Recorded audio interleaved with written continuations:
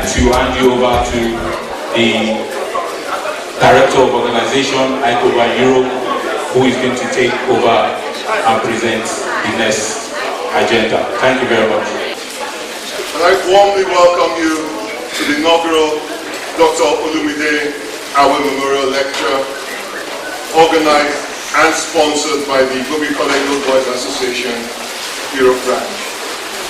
My name is Benga Shegun, and I am Director of Organization for the Association and Chair of the Planning Committee for this event. After we lost our dear friend and mentor, Dr. Olumide in September 2014, we thought about how best we could honor his memory. We decided on a living, dynamic memorial that would, we hope, make a meaningful contribution to the life of our community here in the UK. We have combined the inaugural lecture with our biannual dinner and dance, but our ultimate goal is to establish this as a standalone event and also as a worthy institution making a significant contribution. So who was Dr. Olumide Awe? During his time at ICOBA, he was social prefect, house captain of Townsend House, and deputy head boy. After obtaining a degree in biochemistry from Canada, he returned to ICOBA College as a teacher as part of his national youth service. He later obtained his medical degree from the College of Medicine, University of Ibadan. He worked for a while in Nigeria before relocating to the UK to work in the pharmaceutical industry. He obtained postgraduate specialization in forensic health and certification in cognitive behavioral therapy. He worked as a forensic psychiatrist. He also became a member of the UK branch of ICOBA, as the association was then known, later becoming chairman from 2009 to 2013. During his tenure, he encouraged the involvement of wives and children, leading to the birth of Wives of ICOBA, or YCOBA as commonly known. In 2011, he received the ICOBA Europe Merit Award. His impact on our association is immeasurable. He broadened the scope of the organization and forged links with SETs and other ICOBA branches around the world. In pursuit of this goal, he traveled extensively around the UK. He was the one who initiated the biennial retreats reunions, and in 2011, when members of the association asked him to serve one more time as chairman, despite knowing how gravely ill he was, he did not let on, but accepted and continued to inspire and lead the association for another 2 years. The institution of this lecture in his name is our opportunity to pay tribute to his selfless service, courage, and vision.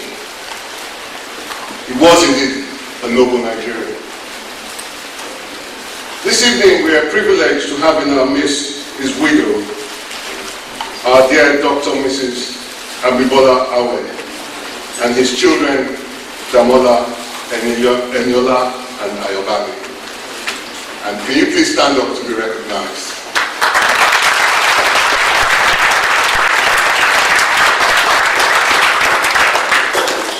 You're most welcome. Mental health is a subject largely ignored amongst our community. It is almost taboo, and so we believe this lecture can help bring it out into the open and allow individuals and families, young and old, develop a better understanding of how mental health can affect us all. To support this lecture, we have provided a signposting resource that can be picked up from the table at the back of the room afterwards. this evening is a distinguished academic clinical psychopharmacologist who is a fellow of the Royal College of Psychiatrists, fellow of the Royal Society of Medicine, fellow of the Royal Society of Arts, and an international fellow of the American Psychiatric Association. He graduated from the University of Ibadan Medical School before coming to the UK to undertake his postgraduate psychiatric training at the renowned Maudsley Hospital, followed by his academic research training at the World-Class Institute of Psychiatry in London. Until his recent retirement, he was Associate Medical Director and Consultant Psychiatrist at the South London and Maudsley NHS Foundation Trust. One of the academic health science centres in the United Kingdom. He is currently medical advisor to the Actors Benevolent Fund, a charity for actors in hardship who require assistance. He is also on the board of the Advocacy Project, a charity that provides advocacy for people suffering from mental illness and learning disability in London. He has vast experience in the fields of mental health, with special interest in the health of ethnic minorities in the UK. Please give a very, very warm welcome to Dr. Olumide.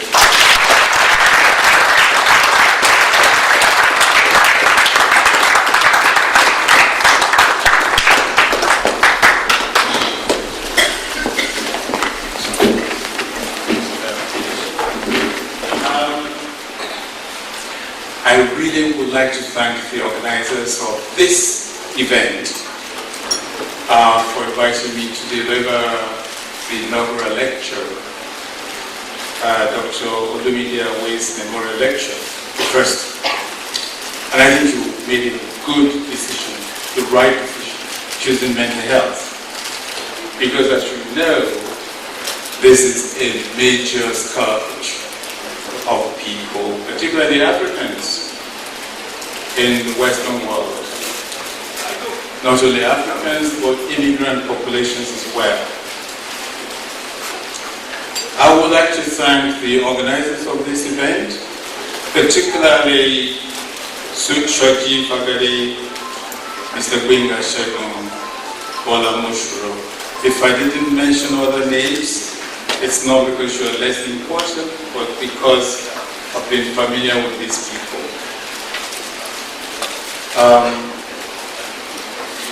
I believe that apart from being psychiatrists, Dr. Awe and I also have something in common that many of you may not know, and which really decided my accepting the invitation. And that is that he was the generalissimo of the Nucleus Club in the Bible. In UI. Great UI. Now, those of you who know UI will know there are two major social groups, clubs in Nigeria in the Bible. Sigma Club. Anybody from Sigma Club? Nobody. And Nucleus. The Grand Order of the Nucleus. Now, the Grand Order of the Nucleus has something important that others don't have, which is we play hard, we study hard, we party hard, and we do very well. And so the fact that he was a member of the Nucleus and was a generalissimo meant that he was investing time in attending, in giving his lecture. If there are any nuclears in this room, I salute you. This is how we salute one another. I'm delighted that Mrs. Awe is here tonight, as well as Ayo, who I've met, and I believe the daughter is here as well. And I'm sure you must be very proud of the Bobic College Old Boys Association for honoring your husband. I hope that My talk tonight will do some honor and justice to his cause. Now, I would like to talk about something that's very important to my heart and that's very relevant to us as Nigerians and Africans in particular. And that's the impact of stigma on the mental health of Africans. What do we mean by stigma? It's a Greek word that in its origin meant marking or tattoo that was cut or burnt into the skin of criminals, slaves, or traitors in order to visibly identify them as blemished or morally polluted persons. These individuals were to be avoided, particularly in public places. The phenomenon whereby an individual with an attribute which is deeply discredited by his or society is rejected, and as a result of the attribute. Stigma is therefore a process by which the reaction of others spoils normal identity. This is government's definition of stigma. So, the stigmatized is often ostracized, devalued, rejected, scorned, and shunned. They experience discrimination and prejudice in the realms of employment and housing. Perceived prejudices and discrimination is also associated with negative physical and mental health outcomes. We'll talk about the outcome of mental health as a result of stigma. Those who perceive themselves to be members of a stigmatized group, whether it is obvious to those around them or not, often experience psychological distress, and many view themselves contemptuously.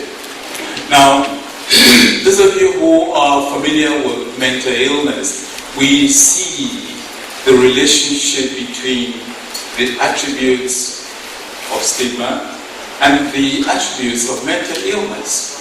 So the two go hand in hand. In modern times, stigma has come to mean any attribute, trait, or disorder that marks an individual as being unacceptably different from the normal people with whom he or she routinely interacts, and that it is some form of community sanctions. So stigma, therefore, is age-old from antiquity. It's something that people use to identify those who are soiled, those who are contemptible, who are lowest of low, who are slaves in Greek society and in subsequent civilizations. And to this day, that's what the nature of stigma is. Now, those of you who are Christians, we also know that when Jesus was crucified, when he rose, he showed stigmata to his disciples, particularly doubting Thomas. The stigmata is the plural of stigma, but that's also part of the origin. So somebody who has been identified as different. In order to see the link between stigma and mental illness, I would like to briefly describe what mental illness is. Most of you will be familiar with what mental health is. People talk about mental health as if mental health is equivalent to mental illness. They're not. So it's important in our discussion tonight to explore what mental illness really means, so that you have understanding of what we're talking about. It is, for that reason, customary for people to define mental health using the WHO definition, which is a state of well-being in which the individual realizes his or her own abilities, can cope with the normal stresses of life, can work productively and fruitfully, and is able to make contribution to his or her community. You will agree with me, this is utopia. And that is the standard that's been set by WHO as a consensus statement as to what constitutes mental health. But the WHO has not defined what mental illness is. And in my view, that does not help us to understand the life-changing nature of mental illness and the devastating impact on not only the individual, but the family and the relatives. Unlike physical illness, mental illness affects the essence of the human being, the core, what makes you who you are, what makes a man feel unique as an autonomous agency. The I think, therefore I am of Descartes. Descartes says, I am who I am because I think. When you have mental illness, your ability to think, to control your thought, and your actions are impaired. After an episode of serious mental illness, a man's way of knowing himself is never the same again. This is akin to the loss of innocence. One is forever aware of one's vulnerability. The recovery from an episode of common mental illness may lead to the development of successful coping strategies, which can inoculate you from other illnesses or relapses. An attack of severe psychosis, on the other hand, leaves a crater in one's sense of self and a deep sense of vulnerability. By psychosis I mean illnesses, mental illnesses where one is out of touch with reality, where one feels others can control them, where one feels everybody is against them. They feel persecuted. They hear voices where there are no voices. Those experiences never leaves you, even when you recover, because you realize how vulnerable you have become. And as a result, there is a sense of shame at one's vulnerability, which is based on the mistaken belief that if one was not morally weak, one would be able to deal with life like everybody else. Unfortunately, this is not helped by well-meaning friends and family who will tell you, you can shake it off. You can get over it. Everybody gets over it. But of course, you don't get over it. You learn to live. You learn to change your life. You learn to live your life in a different way as best you can. So, for us, in order to explore further the notion of stigma, I thought an exercise in looking at the African idea of stigma would be useful. Since looking in this room, most of us are Africans. And I also believe that African beliefs permeates the whole of civilization anyway. Other civilizations are a modification of African civilization. Now, for those who are Yoruba in this room, I hope that many of you can speak Yoruba. My Yoruba is not very good. There is a Yoruba word for stigma. Does anybody know what that is? Abuku. A symbol of disgrace or defamation.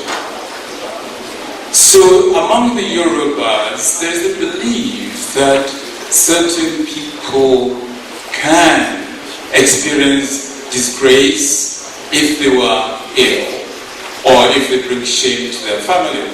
So the operational word here is disgrace and shame on family. And for those who bring shame and disgrace to their family, what happens is they are liable to be shunned or ostracized, and they tell the family too. So it's not only the individual who is ostracized, your whole family. In the traditional community in Nigeria, the individual or the family with a buku is not welcome in the community gatherings and may find it difficult to marry into other families, as it is a precondition of marriage that a search is conducted for any history of mental illness, including epilepsy. Mental illness is therefore considered as a disease that runs in families. Now, it's not only among the Yorubas, it's also the case among the Indians. If there's mental illness in your family, you pay more dowry to get married if you're a woman than Indian family. It costs more to your family to get husband. In Yoruba tradition, if you have mental illness in the search that people conduct, the chances are you are going to lose that husband. At least it used to be. And the simple reason is to protect communities. Because marriage leads to having children who will procreate, who will run the family business and keep the family name.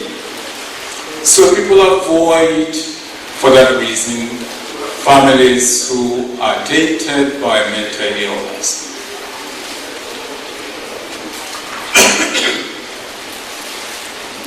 If you pay attention to what I've just said, you may discover a trend, a line, a fine line between stigma and race and class.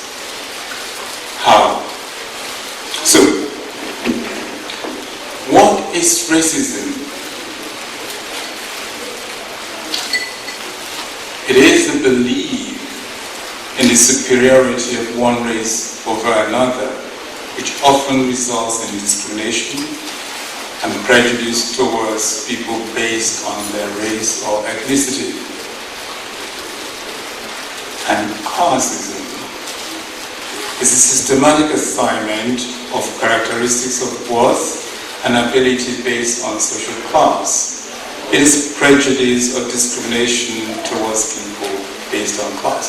So, what I'm putting to you tonight is that mental illness, stigma, racism, and classism have a lot of common pathway. And if you are an African and you suffer from mental illness, you experience the jeopardy of not only discrimination because you are a black person, but because you suffer from mental illness. And invariably, if you live in London and live in the housing estate, you will suffer the stigma of class. Not surprisingly, most of our inpatients are full of African patients who come from working class and who are poor. We also find more increasingly the white or working class also suffer from mental illness. So racism, classism are part and parcel of the experience of those who suffer from mental illness. I would now want to explore with you the impact of stigma on mental illness.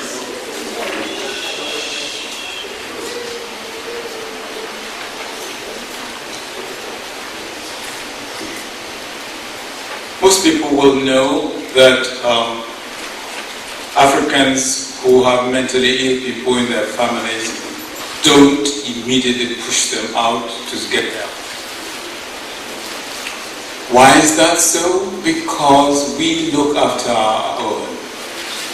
That's what we do. We care for our people. I have visited many homes where relatives look after individuals for as long as they can until they begin to be violent, in which case, at which point they put them out to see other people, GPs and so on.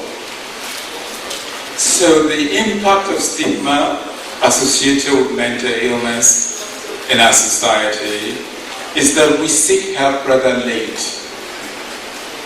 We don't go to get help when we are ill at the early stages. We wait until we can no longer wait. Now, if you do that, it has a consequence. And the consequence of delayed access to psychiatric care is that you're more likely to receive coercive intervention. You're more likely to receive medication. You're more likely to be looked after in a locked ward if you are disturbed. You are more likely to be given injection. And if you show anger mistaken as violence by others, you're more likely to be restrained. And if you are restrained, you run the risk of dying. Most of you will have heard of the Nigerian young man Olumide Louis from my organization. He was restrained by 11 policemen. Terrible. Disgraceful. But the reason why that happens often to psychiatric patients is people perceive them as dangerous and violent. And whether you know it or not, psychiatric professionals are averse to violent behavior. So, it's important that if you or anybody around you is ill and requiring help, go to get help as soon and as quickly as you can. It's alright to say that. I know many people will say to me on radio phoning, oh yes, I went to the GP to tell the GP that my son was ill. I know a woman who said, we went 6 times to the GP and still they didn't refer us to a hospital. But part of the problem with that is the language that you use to describe your health problems makes a world of difference to what help you get. So, the language that you use when you go to see the professional makes a world of difference to the outcome of your consultation. How? The average GP in the United Kingdom has 10 minutes to talk to you. 10 minutes. If you go to your GP and you don't tell your GP that the language he understands in 10 minutes, you're likely to get out of the consultation with no diagnosis of mental illness, even if you are mentally ill. Particularly if you're depressed, if you're not barking mad, by that I mean you're psychotic, but you can suppress it as people do when they're ill. So, when you say go and get help, it's okay to say go and get help, except that the people who you seek help from don't understand you and don't help you. So I will join you as a group to learn the language of psychiatry. Learn to speak the language. And the language requires that. For example, if you're depressed, you say, I'm depressed. As soon as you sit down, I'm depressed. The GP will say, how do you know you're depressed? Quote Wikipedia for him. Make sure you go online to search the words, the key words, because the minute you use those words, it will help you by giving you more words. But if on the other hand you say, I can't sleep, I have pains and aches, you give you paracetamol on that. So it's quite important that you learn the language of Western psychiatry. That's the first thing. Learn the behavior. The behavior. As an African, we are very good at speaking very loudly and using our hands, terrifying our doctors and nurses. And they feel frightened, they're scared of us. Learn to lower your voice. Learn not to be intimidating. And if possible, go there with somebody, a relative, who will temper your behavior if you are shouting to help you. Because it is true that when you are distressed, you shout. Africans, when they're distressed, they shout. We do. It's perfectly normal. We're no different from Italians in that way. So learn that when you go to your GP or the psychiatrist, you've got to behave in a way that you will understand. The reason I say this is not for fun. It's because psychiatric clinics and language are not designed for us, Africans. Designed for our local people. So to benefit, you've got to learn to use the system to help you. Also, when you see the doctors, they will give you a diagnosis. You may not agree with it. The only way you can justify not agreeing with it is to do your homework. Now we all have smartphones. You can learn about the diagnosis it gives you and challenge it with your own alternative. And should you receive treatment, any kind of treatment, by all means, the medication helps. Medication does not cure mental illness. I'm sorry to tell you this. Nobody gets cured for taking medicine that we prescribe. Now this is sad. But equally, nobody who has diabetes gets cured from their medication. Nor does anybody with hypertension get cured for their medication. So what does medication do for mentally ill people? Suppress. The body itself will heal itself. The family, the support, the nurturing that the family provides is what gets you well. Not the medication that will give you. The trust that you build with your doctor or professional is what gets you well. And that's why it's important that you develop that trusting relationship. Sometimes you don't see a doctor, you see nursing staff. They're quite anxious about black people, especially black men. And in the case of Shane Lewis, it's exactly he's 6 foot plus. And I've trained nurses, I've trained doctors, I've trained every kind of professional. I know that young female doctors, when they meet large Africans or African Caribbeans, they're scared. And I make it my duty to discuss with them why they're scared. And so be aware that when we go to see doctors, they are scared of us as we are scared of them. Except that they don't know we're scared. Because they just think we're being aggressive. But actually we're scared. And why are we scared? Because only psychiatrists have the power to remove your liberty. The youngest junior doctor in the hospital can deprive you of your liberty.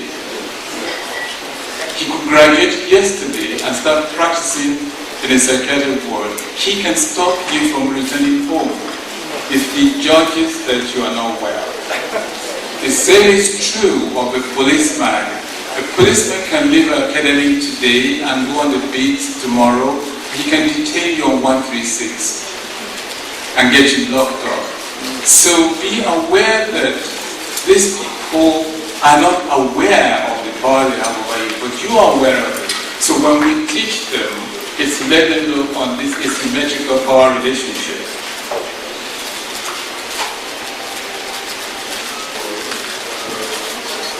Now, just before I go further into the areas of stigma and illness and how it affects, I think it's important to just go very quickly through the range of mental illnesses. I said at the beginning that we have common mental disorder, common mental illnesses, CMD. They're common only because they are ubiquitous. They're not common in terms of the lethality, the impact they have on our lives. By that I mean anxiety, depression, OCD, and the various agoraphobia. These are illnesses that really somebody looking at you may not be aware you are mentally ill, that you're handicapped by it, because you have panic attacks in places, you have agoraphobia in places, or you're depressed. Depression is the worst of all the illnesses that is common, because it mimics normal sadness. Normal sadness at the loss of a relative, normal sadness as the loss of a job or whatever. But it's deeper than that. It's life-threatening, because if nothing is done, it can get deeper and deeper. Now, in London, we are having more and more young black men committing suicide.